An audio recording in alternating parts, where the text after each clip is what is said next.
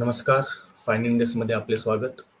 तर आत्ता रात्रीचे जवळपास 2:22 झालेले आहेत आणि एवढ्या रात्री हा जो व्हिडिओ किंवा जी माहिती आपल्याला रेकॉर्ड करून देत आहे या यूट्यूबद्वारे, तर तेवढीच अर्जन्सी ह्या व्हिडिओची होती.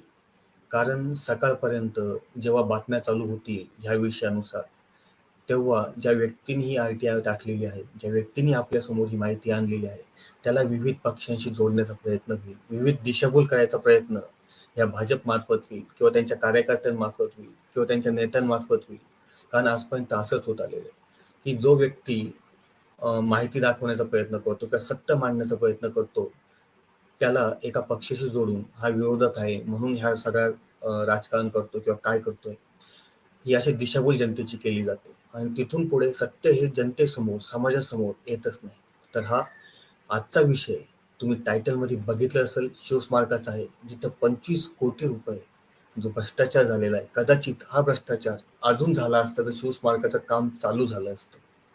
जर काम चालू झालं असतं, याचिका नसत्या पडल्या, तर हाच 25 कोटीचा जो घोटाळा झालेला आहे, की आजपर्यंत एकही वीट न रचता शिवस्मारकाची 25 कोटी रुपये ते कुठे खर्च झालेला आणि कोट्यावधी रुपये आजही शासनाने मंजूर केले. 2022ला सुद्धा आत्ताच्या घडीला जवळपास 10,000 दशलक्ष रुपये हे सरकारने मंजूर केलेले शिवस्मारकासाठी.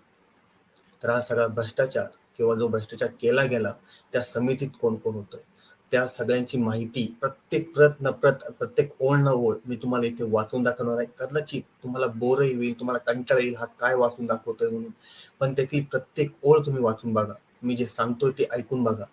तुम्हाला निश्चितच सत्य समजेल. आणि जे आम्ही प्रयत्न करतोय, की जी सत्य आहे, जी सत्य परिस्थिती, मग तो कोणताही पक्ष असू द्या, आघाडी सरकार असू द्या किंवा हे भाजप सरकार असू द्या, ते जनतेसमोर आणण्याचा आम्ही प्रयत्न करतो. फक्त एवढीच विनंती आहे की सबस्क्राईब करून हा व्हिडिओ जास्तीत जास्त समाजापर्यंत पोहोचून आम्हाला साथ द्या. तर आपण सुरुवात करूया. तर जसा माझा पहिला प्रश्न होता किंवा पहिला मुद्दा होता, की एवढ्या रात्री हा व्हिडिओ का?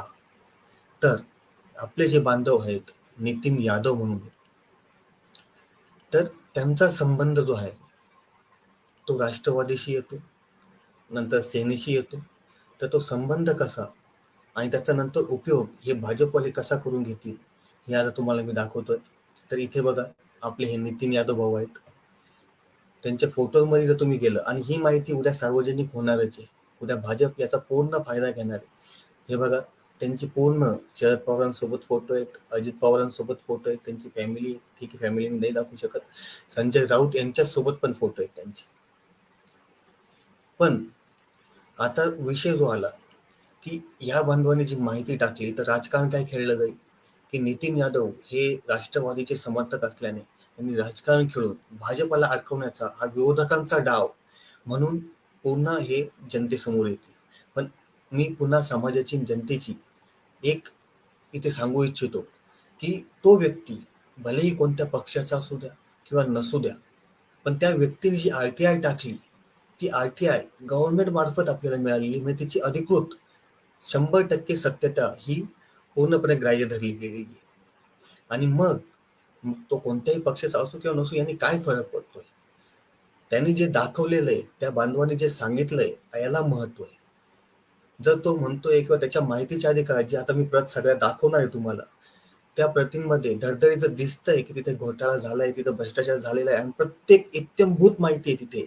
म्हणजे कोणाला टेंडर गेलं, कोणाला नाही गेलं, कोणाला किती पैसे वाटप झाले, कधी वाटप झाले, समिती कोणकोणत्या बनल्या होत्या, या सगळ्या गोष्टींचा आढावा त्या माहिती अधिकारात आहे.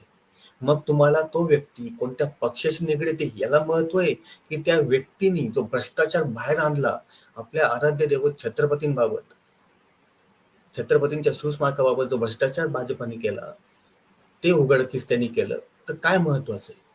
त्याच्यामुळे जर उद्या कोणतीही दिशाभूल होत असेल, त्या व्यक्तीला, त्या बांधवाला जर कोणत्या पक्षाशी निगडीत केलं जात असेल आणि त्याला टार्गेट केलं जात असेल, तर या त्या समाजाची आणि आपल्या जनतेची जबाबदारी आहे त्या बांधवाला पूर्णपणे सपोर्ट करा. नितीन यादव जे आपले बांधव आहेत त्यांना पूर्णपणे सपोर्ट करा, कारण त्यांनी हे सत्य जनतेसमोर आणलेलं आहे. चला बघूया त्यांनी कोणती आर-टी-आय टाकली, त्या आर-टी-आय मार्फत कोणती सत्यता बाहेर आली. तर हा तो अर्ज होता. आपले जे बांधव आहेत, नितीन संजय यादव, आपलं तुम्ही नाव दिसू शकतं तिथं, यांनी जी याचिका दाखल केली होती, ते माहितीच्या अधिकाराखाली इथे खाली उत्तर आलेलं आहे.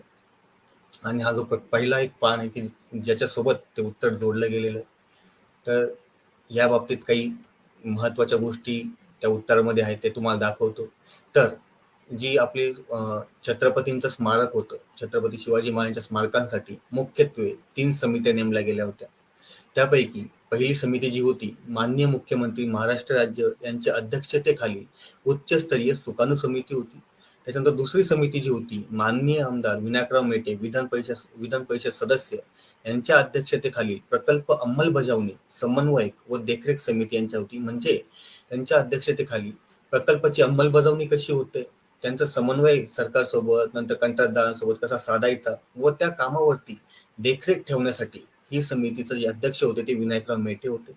त्यानंतर माननीय अप्पर मुख्य सचिव सार्वजनिक बांधकाम यांच्या अध्यक्षतेखालील तांत्रिक समिती, आणि याच्यामध्ये किती किती सदस्य होते, उच्च सुकाणू समितीमध्ये 9 सदस्य, अंमलबजावणी समन्वय देखरेख समितीमध्ये 28 सदस्य, त्याच्यानंतर तांत्रिक समितीमध्ये 19 सदस्य. त्याच्यानंतर सल्लागार निश्चिती, जो सल्लागार आहे, सल्लागारामध्ये जो सल्लागार म्हणजे त्या आराखड्याप्रमाणे किंवा आराखडा स्थापन करून द्यायचा किंवा काम कसं होईल किंवा कसं होऊ शकतं याच्यासाठी सल्लागार निश्चिती केली गेली.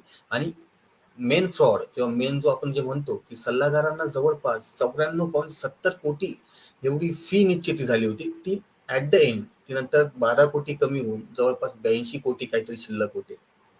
त्याच्यानंतर आपल्या सगळ्यांना माहिती आहे की जलपूजनाचा कार्यक्रम पंतप्रधान मोदींच्या हस्ते झाला.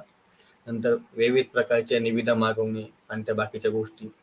त्याच्यानंतर भरपूर साऱ्या तुम्ही इथं बघू शकता. मी मेन पॉईंट सांगतो फक्त, की अंतरिम जवळपास 2,581 कोटी प्लस जीएसटी एवढ्या अंतिम किमतीचा करारनामा L&T सोबत झाला.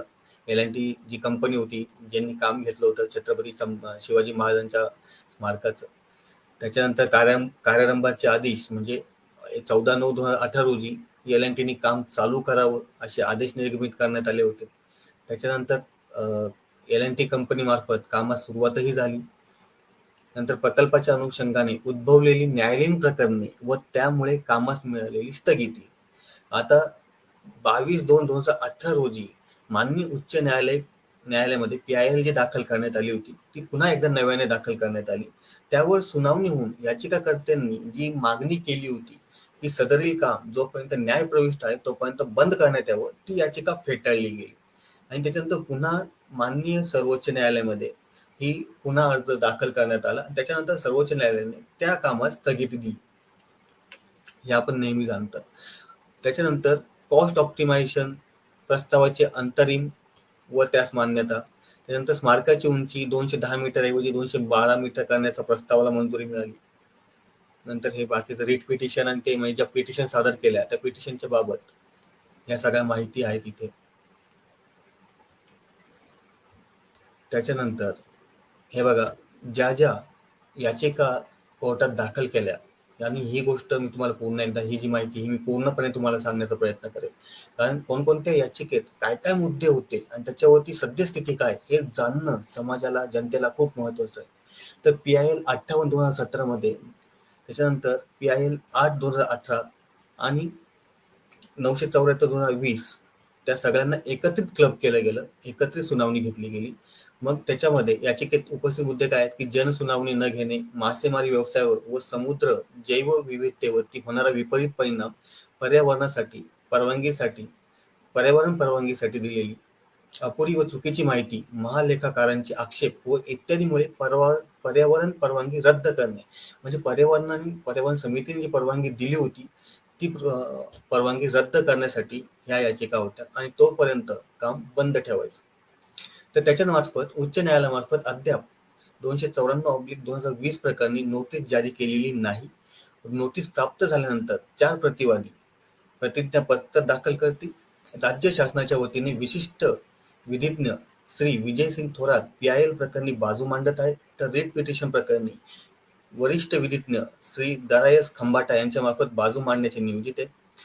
केंद्र शासनामार्फत सॉलिसिटर जनरल श्री अनिल सिंग हे केंद्रीय पर्यावरण मंत्रालयाच्या वतीने अतिरिक्त माहिती व शपथपत्र इत्यादी माननीय उच्च न्यायालयात सादर करीत आहे. त्याच्यानंतर जी 108/2016 MA 35/2017 अपील नंबर 15/2017 याच्यामध्ये काय सांगितलं गेलंय म्हणजे याचिका काय होती की जनसुनावणी न घेणे पर्यावरण दाखल्यासंबंधी मासेमारी व्यवसायावरती व समुद्री जैववरती होणारा विपरीत परिणाम इत्यादी. त्याच्यानंतर विभागाचे आता जी सद्यस्थिती आहे त्याच्यात विभागाचे प्रतिज्ञापत्र सादर झालेले आहेत.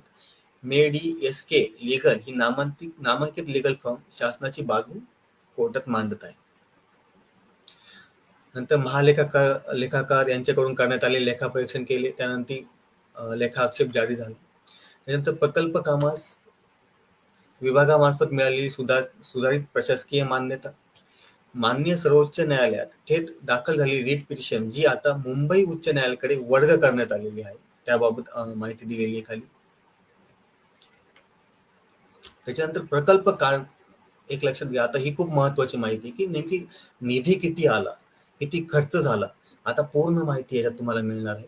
तर प्रकल्प कामासाठी उपलब्ध करण्यात आलेला निधी व खर्च झालेला निधी, तर माहिती ही नीट ऐका. सन 2021 ते 22 या आर्थिक वर्षात या प्रकल्पासाठी 100 कोटी इतका नियत व्यय उपलब्ध. सन 2020 ते 21 या आर्थिक वर्षात आतापर्यंतचा खर्च निरंक. तर निरंक म्हणजे काहीच झालेलं नाही. प्रकल्पाचे नियोजन केल्यानंतर आतापर्यंत प्रकल्पासाठी वर्षनिहाय उपलब्ध निधी व झालेला खर्च म्हणजे आलेला निधी हा लाख रुपयात आहे आणि खर्च झालेला निधी हा पण लक्ष रुपयात आहे. तर 2013-14 389.10 लक्ष म्हणजे जवळपास 3,89,10,00,000 रुपये मंजूर करण्यात आले. त्याच्यापैकी खर्च तेवढाच झाला. त्याच्यानंतर 2014 ते 15 रोजी 3,60,00,000 मंजूर झाला, तर खर्चही तेवढाच झाला 3,60,00,000. थोडीफारही रक्कम उरलेली नाही. 2015-16 रोजी 523.62 म्हणजे जवळपास 5,23,62,00,000 रुपये मंजूर झाले. खर्चही पुन्हा तेवढाच झाला. म्हणजे अक्षरशः एक एक रुपयाचा हिशोब म्हणजे जेवढा जेवढा निधी आला तेवढा खर्चही करून टाकला.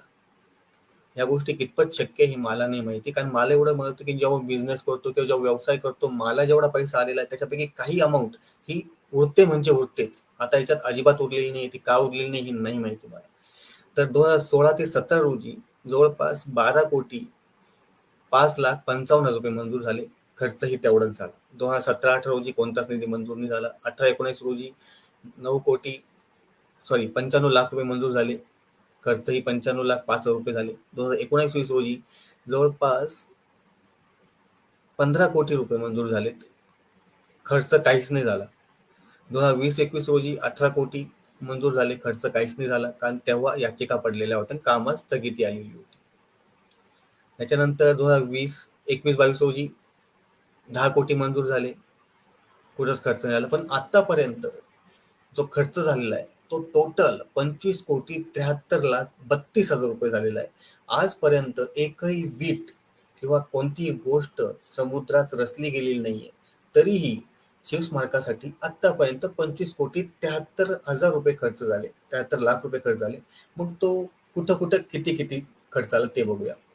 कंत्राटदारास दिलेली देयक निरंक म्हणजे जेव्हा आपण पहिले एकदा बघितलं की कंत्राटदाराने काम चालू केलं होतं, म्हणजे एल काम चालू केलं होतं, खड्डे खणलेले होते, त्याच्यासाठी कोणताही एकही रुपया दिला गेलेला नाही. म्हणजे ऍक्च्युअल जे काम तेव्हा चालू झालं होतं, कंत्राटदाराने जे काम चालू केलं होतं ऍक्च्युअल मध्ये जी सगळ्यात जास्त मोठी अमाऊंट ज्यांना मिळायला हवी होती त्यांना एकही रुपया मिळालेला नाही. मग सल्लागार म्हणजे कोणी की आराखडा कसा असेल, काम कसं होईल याचं नियोजन करण्यासाठी जी सल्लागार समिती बनवलेली होती तिला चक्क 16,60,00,000 रुपये देण्यात आले. फक्त आराखडा. मग मला अजूनपर्यंत एक कळलं नाही की ज्यांनी ऍक्च्युअल मध्ये काम स्टार्ट केलं त्याला एकही रुपया न देता सल्लागारांनी फक्त सल्ला दिला त्यांच्यासाठी 16 कोटी रुपये खर्च करण्यात आले. त्याच्यानंतर पर्यावरण विषयक अभ्यास त्यांना जवळपास 3 कोटी रुपये देण्यात आले. 3,50,00,000 रुपये देण्यात आले. त्याच्यानंतर भूस्तर चाचणी व इतर अहवालासाठी 2 कोटी रुपये देण्यात आले. नंतर न्यायालयीन प्रकरण व इतर बाबत म्हणजे जेव्हा याचिका पडल्या त्याच्या बाबत जवळपास 75 लाख रुपये खर्च करण्यात आले. इतर संकीर्ण बाबीसाठी जवळपास 1,88,00,000 रुपये खर्च करण्यात आले. आणि प्रकल्प कार्यालय कुठं होतं जेव्हा आता विनायकराव मेटेंनी ते लाईव्ह घेऊन दाखवलं ते लाईव्ह मध्ये ते प्रकल्प कार्यालय होतं किंवा कुठं काय काय होतंय किंवा जी एक समिती जिथं बसेल, जिथं कम्प्युटर्स होते, जिथं ती समिती होती, ते जे कार्यालय होतं त्याच्यासाठी जवळपास 1 कोटी खर्च करण्यात आला. आणि तिथेही पुन्हा मला मेटेंचं थोडंसं हे वाटलं, की आधी विनायकराव मेटे तिथं जेव्हा भाजपचं सरकार होतं, जेव्हा ते सगळं मंजूर झालं होतं, तर अजूनपर्यंत तेव्हा मग मेटे साहेबांनी तेव्हा त्या कार्यालयावरती एवढा खर्च झाला, त्या कार्यालयाचे काय हाल होते, याबाबत कधीच चर्चा नव्हती केली. पण अचानक जेव्हा सरकार बदललं, तेव्हा विनायकराव मेटे स्वतः त्या कार्यालयात गेले, त्या कार्यालयाचे हाल दाखवले, की हाल कसे झाले, शिवस्मारकाबाबत कसे झाले. पण विनायकराव मेटेंनी आज आपल्या एका बंधूंनी ही माहिती काढली. पण विनायकराव मेटेंनी कधीही ह्या माहिती अधिकाराबाबत बोललं नाही, की मी माहिती अधिकार टाकतो, की किती खर्च झालाय शिवस्मारकासाठी, किती खर्च झाला, याबाबत कधीही विनायकराव मेटेंनी कोणतेही स्टेटमेंट आजपर्यंत दिलेलं आढळत नाही. असं का झालंय मला अजूनही माहिती नाही. त्याच्यानंतर हे पुन्हा तेच आहे, सल्लागार समितीला मुदतवाढ, कंपनीला मुदतवाढ, कंत्राटदार कंपनीला मुदतवाढ, आणि हे असं पूर्णपणे तुम्हाला सांगण्यात आलेलं आहे. तुम्हाला माहिती हवी असेल तर अजून आपले नितीन यादव जे भाऊ आहेत ते नक्कीच आपल्यासोबत एक दिवस नक्कीच आपल्यासोबत येतील. पण याच्याहून एक कळतंय, की मराठ्यांच्या भावना किंवा सामान्य जनता जे आपल्या आराध्य दैवत छत्रपतींना मानतात, त्यांच्यासाठी जी एक आपण काय म्हणतात ना, की मनातली भावना किंवा आपल्यासाठी छत्रपतींसाठी काहीतरी करावं म्हणून जे स्मारक आपण बांधण्यासाठी गेलो होतो, जे स्मारक मंजूरही झालं होतं, त्याला कशा प्रकारे आडफाटे आणले गेले, कशा प्रकारे जो निधी मंजूर झाला होता त्या निधीचा ऍक्च्युअल कंत्राटदाराला न भेटता 16 कोटी रुपये एवढं मानधन, एवढे पैसे हे सल्लागार समितीला गेले. आता हे सगळ्या गोष्टी आपल्याला माहिती असतात, की सल्लागार समितीने कोण कुठून काय पैसे ट्रान्सफर होतात, काय होतात, कोण कोणाचं कमिशन खातं, किती खातं. पण आजपर्यंत ही माहिती सामान्य जनतेपासून किंवा मराठ्यांपासून का लपवण्यात आली होती, असा एक प्रश्न निर्माण होतो. जेव्हा सरकार बदलतं तेव्हा तुम्ही आत्ताच्या सरकारच्या विरोधात अनेक कारवाया करतात, की हे सरकार असं आहे, ह्या सरकार लक्ष देत नाहीये, हे सरकार कारवाई व्यवस्थित करत नाहीये, कोर्टात लढत नाहीये. पण या गोष्टी जर तेव्हा थांबल्या नसत्या, जर शिवस्मारकाचं काम थांबलं नसतं, आणि आता ही माहिती अधिकार जेव्हा बाहेर येतंय, तर विचार करा तेव्हा जर काम झालं असतं किंवा काही झालं असतं, की छत्रपतींच्या नावाखाली कितीतरी मोठा कोटींचा गैरव्यवहार हा तेव्हा झाला असता. आणि त्याच्यानंतर समितीत असलेले आपले विनायकराव मेटे किंवा इतर काही नेते याबाबत कधीही बोलताना आढळले नाही. फक्त आणि फक्त कोर्टात केस प्रलंबित आहे. ती केस कोणी टाकली म्हणून राष्ट्रवादीला किंवा इतर आघाडी सरकारला टोमणे मारायचे. त्याच्यानंतर त्या केसबद्दल कधी काय झालंय, काय चालू आहे, हे स्वतः त्यांचं सांगणं काम होतं. त्यांनी नाही सांगितलं. ठीक आहे, मी मेटेंना टार्गेट नाही करत इथं, पण त्यांना त्याची जबाबदारी मी दाखवून देतो. ही जबाबदारी जर त्यांनी घेतली होती, तर कमीत कमी जनतेसमोर या गोष्टी सांगणं खूप गरजेचं होतं. आता भाजपने काय केलंय किंवा मेटेंनी काय केलंय, आता याच्या माहिती अधिकारावरती हे स्वतः किंवा इतर समितीवाल्यांनी काय केलंय, कोणी किती पैसे खाल्लेत, हे स्वतः जनतेने बघावं. जनतेने प्रश्न विचारावेत, या सगळ्यांना विचारावेत. कारण जर तुम्ही समितीचे अध्यक्ष होते किंवा कोणीही जे अध्यक्ष असतील, ही तुमची जबाबदारी होती आणि ती झटकून चालणार नाही. जर भ्रष्टाचार झाला असेल, जो 16 कोटी 25 कोटीचा असेल, तर तो कसा झालाय हे पण समजून सांगावं लागेल तुम्हाला. आणि जर झाला नसेल तर कसा नाही झाला हेही समजून सांगावं लागेल. कारण आजपर्यंत ते चित्र दिसतंय, तर चुकी स्पष्टपणे इथे दिसतीये, की त्यावेळी ज्या गोष्टी केल्या गेल्या, या काही ओळखी असतील किंवा काही कमिशन खायचं असेल किंवा काही गोष्टी करायच्या असतील म्हणून वेळोवेळी त्या प्रलंबित ठेवल्या गेल्या. सल्लागार समितीनेही जो अहवाल द्यायचा होता तोही लेट दिला. त्याच्यामुळे जवळपास त्यांचे 12 कोटी रुपये कमी झाले. पण तरीही 12 कोटी कमी होऊनही त्यांना इकडे 16 कोटीचं मानधन देण्यात आलं. तेवढी फी त्यांची पे करण्यात आली आणि बाकीच्यांच्या हाती काहीच नाही लागलं. मग एवढी घाई का केली गेली?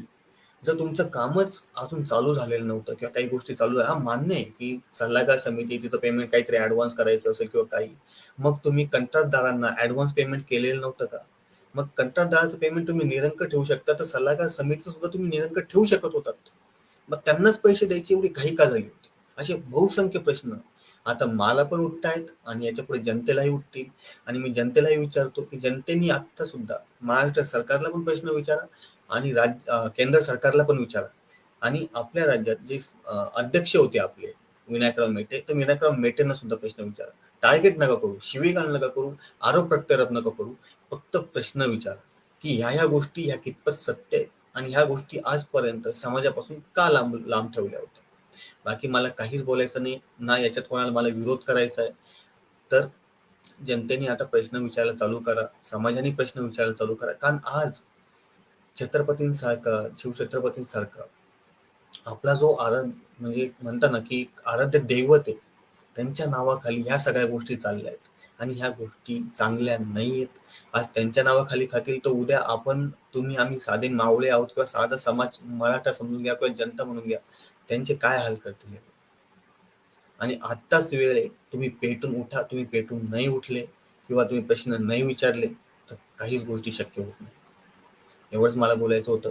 कोणाला जर काही थोडीशी माहिती चुकली असेल किंवा काही असेल तर नक्कीच तुम्ही पुन्हा या माहितीचा अभ्यास करा. मला जी माहिती मिळाली किंवा जे माहितीचे अधिकार माझ्यासमोर आले ते पूर्णपणे मी तुमच्यासमोर मांडले. पूर्णपणे म्हणजे काही ठळक मुद्दे मांडलेत आणि त्या पूर्ण माहिती अधिकाराचा तुम्ही एकदा अभ्यास करा आणि त्यानुसार तुम्ही प्रश्न विचारा. बाकी मला काहीच म्हणायचं नाही आणि आता इथे मी थांबतो. सकाळी जवळपास मला अजून 4 ते 5 वाजतील हा व्हिडिओ पूर्ण एडिट करता करता. तर माझ्या ह्या कष्टाची किंवा श्रमाची थोडीशी काळजी असेल तुम्हाला तर कृपया हा व्हिडिओ जास्तीत जास्त समाजापर्यंत पोहोचवा की जेणेकरून आपले बांधव, आपली जनता ही जास्तीत जास्त जागी होईल आणि जास्तीत जास्त प्रश्न विचारेल. नितीन यादव भाऊंनी जे काम केलंय ते खूप चांगल्या प्रकारे केलंय. त्यांचे खूप आभार की त्यांनी माहितीचा अधिकार जो टाकला आणि त्याच्या अंतर्गत जे उत्तर मिळालेले आहे ते खूपच धक्कादायक आहे. आणि तुमचे खूप खूप आभार. आणि एकदा समाजाने याचा गोष्टींचा विचार करावा आणि ही जी गोष्ट आहे ही जास्तीत जास्त पुढे पाठवण्याचा प्रयत्न करावा, एवढीच मी विनंती करतो. जय जिजाऊ, जय शिवराय.